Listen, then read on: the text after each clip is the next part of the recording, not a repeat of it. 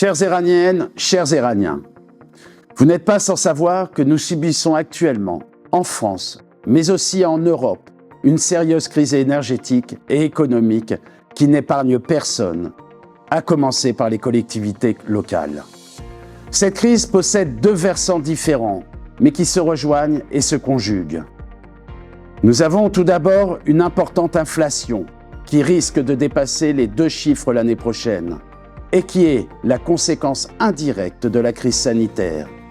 La demande en matières premières et en produits manufacturés a explosé, tandis que la production avait ralenti du fait des mesures de confinement un peu partout dans le monde. Il faudra encore du temps avant de revenir à un cycle normal. Puis nous avons la guerre en Ukraine qui accentue l'inflation sur certaines matières premières comme le blé et qui a provoqué des tensions diplomatiques sur l'énergie. Une situation qui bouscule quelque peu nos certitudes, puisque nous en venons même à nous demander si nous aurons suffisamment d'électricité pour passer l'hiver. Au niveau local, à Irani, cette crise se matérialise par une hausse brutale de nos dépenses de fonctionnement. Rien que sur le deuxième semestre de l'année 2022, nous avons subi 400 000 € d'augmentation sur nos factures de gaz et d'électricité. Un chiffre qui risque de doubler au minimum pour l'année 2023 tout entière. Un autre chiffre pour illustrer concrètement cette situation.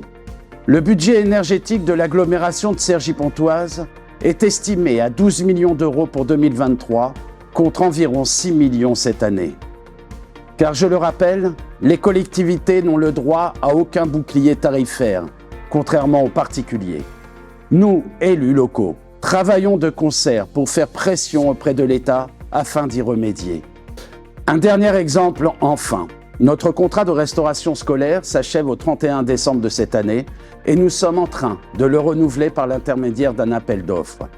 Les perspectives semblent très sombres puisque nous devrions avoir une augmentation du coût d'un repas d'environ 40%.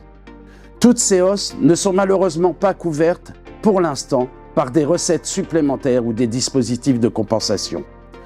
Nous devons donc trouver des solutions pour combler ces augmentations avec le risque de devoir réduire notre capacité d'investissement si essentielle pour améliorer votre cadre de vie et moderniser notre commune.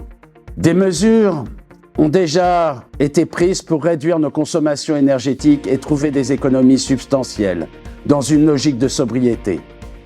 Au niveau de l'agglomération de Cergy-Pontoise, nous nous sommes réunis avec mes collègues maires et avons défini un ensemble de mesures. Extinction de l'éclairage public entre 1h30 et 4h30 du matin, hors zone gare et centralité. Réduction de la température des piscines de 1 à 2 degrés. Fermeture des bassins extérieurs jusqu'au 2 avril 2023 et de l'ensemble des piscines du territoire du 12 décembre au 8 janvier.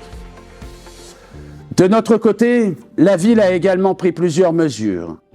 Réduction de la température dans les gymnases et dans les bâtiments administratifs. Maintien de la température dans nos écoles, car nous ne voulons pas faire peser sur nos enfants, au détriment de leur confort et de leur santé, cette recherche d'économie. Réduction des illuminations de Noël sur le territoire, mais pas de suppression, pour conserver un peu de magie de Noël en cette période. Lancement d'études pour faire le bilan et construire un plan d'investissement sur le long terme, pour rénover nos bâtiments publics, réduire leur consommation énergétique et réduire notre empreinte carbone. Nous voyons d'ailleurs l'impact d'une bonne isolation thermique dans notre nouvelle école ou dans le gymnase de la l'AKV entièrement rénové.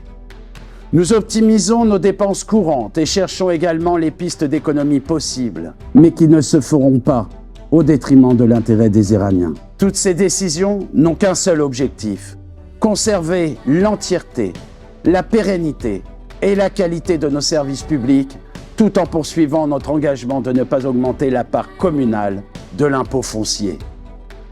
Nous estimons que vous êtes déjà assez impactés par la conjoncture et ne voulons pas peser davantage sur votre portefeuille.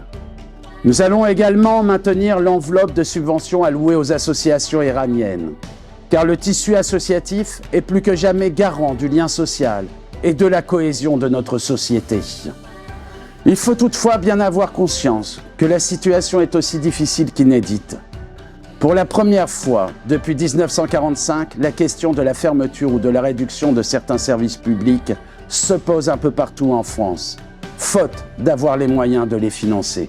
Nous redoublons d'efforts pour l'éviter. Nous continuons de gérer les deniers publics avec rigueur et responsabilité. Mais c'est une épée de Damoclès qui pèse sur toutes les communes de France. Je terminerai sur une note d'encouragement. Essayons de tirer du positif de cette crise, d'y voir l'occasion d'un nouvel élan collectif et solidaire. Cette conjoncture nous incite en effet à faire preuve de résilience et d'inventivité pour continuer de mettre en place nos projets et maintenir notre activité tout en étudiant minutieusement chaque dépense et en réduisant nos coûts. Vous pouvez compter sur l'engagement constant et indéfectible de mon équipe. Nous restons mobilisés à vos côtés, pour vous, et n'avons qu'une seule boussole, servir votre intérêt et faciliter votre quotidien.